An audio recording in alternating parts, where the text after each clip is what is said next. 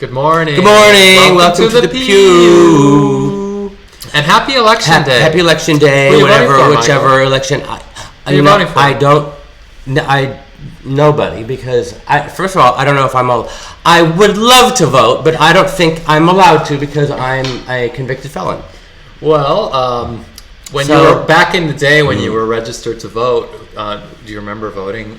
What was the most important election you remember voting? For the King and Queen of Manhattan, obviously. I voted in every single King and Queen Manhattan has ever had. Well, I think you were the only person voting because I don't remember anybody else voting. Oh, well, everybody else voted. I'm not saying everybody else's vote counted as much as mine did. I ultimately made the decision. Somebody had to be the arbiter, and I ultimately made the decision. Someone has to be the arbiter of a free and fair election. Yes, by ignoring all the votes and deciding who wins. But I didn't ignore the votes. I looked at the way things were going. You paid them small mind. I paid them very much. They had an advisory role. According to certain people, Goldilocks among them, I rigged those elections, but that is not true. I did not rig the elections.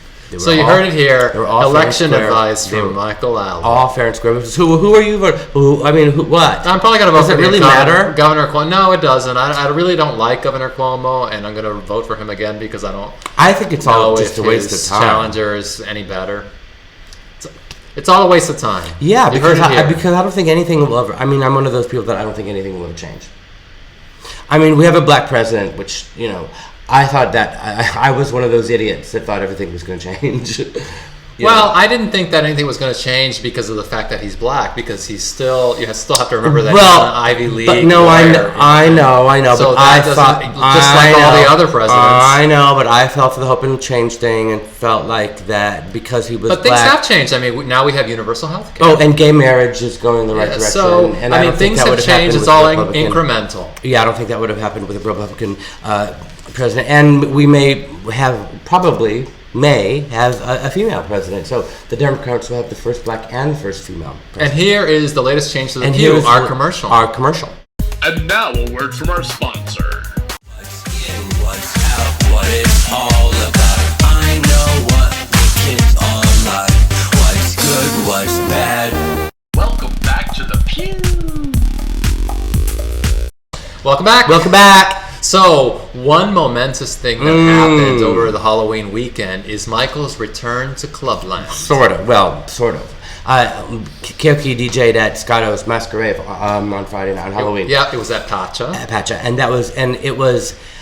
We had to wait until after the crack of dawn because because I'm under curfew, so I couldn't go until my curfew is over at 7:00 in the morning, so we had to wait. Yeah, and unlike the old days where we would just roll into the club at 7:00 in the morning coming from other parties, we rolled out of bed, all fresh, and then went to the party. Which was, I mean, it was great. Keoki and Dimitri were DJing, and it was great seeing the music was really great and everything. But I sort of felt I couldn't really enjoy myself because I was walking around the club saying, "Well, oh my God, why are they allowing this? And how come the doorman isn't doing this? And those people shouldn't be over there. And these stairs are all wrong. And the manager doesn't know what they're doing." And so I couldn't really enjoy myself. It's kind of like an interior designer going to somebody's house and then thinking, "Oh no, this is all wrong. You need to change everything," and having to suppress that because it would be incredible. But I wasn't suppressing it. I was the managers were coming up saying, "What do you think of our club?" Yeah, and I said, "Well, it's really great, but that shouldn't be like that, and these stairs shouldn't be, and you should change the stairs. And hire these people to do this. And move that door and over really, there.